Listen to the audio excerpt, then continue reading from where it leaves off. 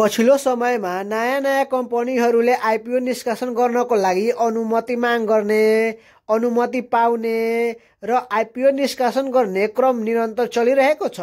यसै क्रममा अब फेरि पनि दुईवटा ठूला कम्पनीहरूले 1,78,00,000 रुपियाँ बराबरको आइपिओ निष्कासन गर्ने भएको हो।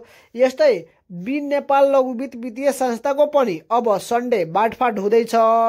यसमा हामी सेयर हात पार्न सम्भावना कति रहेको छ, यसको मार्केट प्राइस कहाँसम्म पुग्ला, बिन नेपाल लघुवित्त वित्तीय संस्थाको अहिलेको समय फाइनेन्सियल अवस्था कस्तो रहेको छ, यस कम्पनीको सेयर हामी हात पार्न सफल भयो भने कहिलेसम्म बेच्न पाइन्छ, साथै ठूलो संख्यामा आइपिओ निष्कासन गर्न लागेको कुन कुन कम्पनी हो, कहिलेदेखि आइपिओ निष्कासन गर्दैछ र कसका लागि गर्दैछ, यस भिडियोमा सम्पूर्ण जानकारी दिनेछौँ। सो यो भिडियोलाई स्किप नगरी लास्टसम्म हेर्नुहोला तथा यस्तै आइपिओ, एफपिओ र शेयर बजार सम्बन्धी जानकारीको लागि यस भिडियोलाई, यस च्यानललाई सब्स्क्राइब गर्न नभुल्नुहोला। पहिलो कुरा गरौँ बिन नेपाल लघुवित्त वित्तीय संस्था लिमिटेडको। यस कम्पनीले सर्वसाधारणले आवेदन दिने गरी चैत 21 गतेदेखि 26 गतेसम्म एफपिओ निष्कासन गरेको थियो। यो एफपिओमा माग भन्दा धेरै आवेदन परेको थियो। कम्पनीले 100 रुपियाँ अङ्कितका दरले 51,292 किता एफपिओ निष्कासन गरेको थियो। यसरी यो कम्पनीले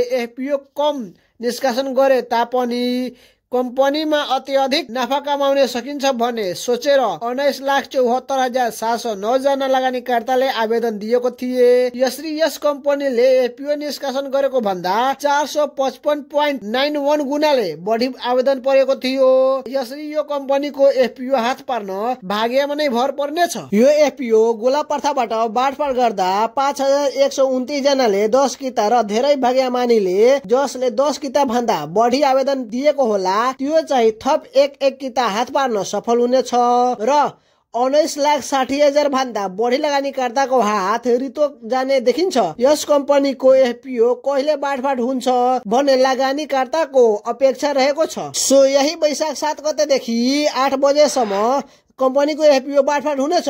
एफपिओ बाँडफाँड भएपछि यसको कारोबार कहिलेदेखि हुन्छ भन्ने लगानीकर्ताको जिज्ञासा रहेको हुन्छ।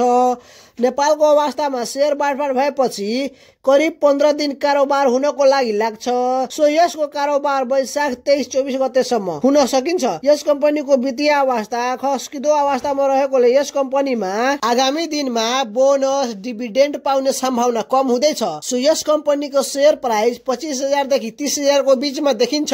1000 रुपियाँको लगानीमा 25,000 नाफा कमाउनु धेरै राम्रो नै हो। कम्पनीको शेयर प्राइस धेरै फ्लक्चुएट हुने भएकोले 20,000 देखि 25,000 को बीचमा नै बेच्दा उचित हुने देखिन्छ। अब कुरा गरौँ आइपिओ आउन लागेको दुई कम्पनीको। पहिलो सर्वोत्तम पेन्ट्स इन्डस्ट्रियल लिमिटेडको बारेमा। यस कम्पनीले पहिलो चरणमा वैदेशिक रोजगारमा रहेको नेपाली नागरिकका लागि बाँडफाँड गरेपछि केही प्रतिशत शेयर कम्पनीका कर्मचारीलाई निष्कासन गर्नेछ र केही प्रतिशत म्युचुअल फन्डलाई छुट्याएर बाँकी रहेको सबै शेयर अन्तिम चरणमा सर्वसाधारण लगानीकर्तामा निष्कासन गरिनेछ। कम्पनीले 100 रुपियाँ अङ्कित मूल्यको दरले 8,50,000 किता आइपिओ निष्कासन गर्नेछ। जस अनुसार यस कम्पनीमा भाग्यमानी 85,000 लगानीकर्ताले हात पार्नेछ। यो कम्पनी पेन्ट सेक्टरबाट आइपिओ निष्कासन गर्ने पहिलो कम्पनी बन्नेछ। यस कम्पनीको शेयर संख्या कम भएकोले यस कम्पनीबाट आगामी दिनमा राम्रो मुनाफा कमाउन सकिन्छ। केही दिन पहिला यस कम्पनीले आइपिओ निष्कासनको लागि नेपाल धितोपत्र बोर्डमा आवेदन दिएको छ। यसरी आइपिओ निष्कासन गर्ने दोस्रो कम्पनी महाशक्ति सिमेन्ट रहेको छ। यो कम्पनी ठूलो संख्यामा आइपिओ निष्कासन गर्नेछ।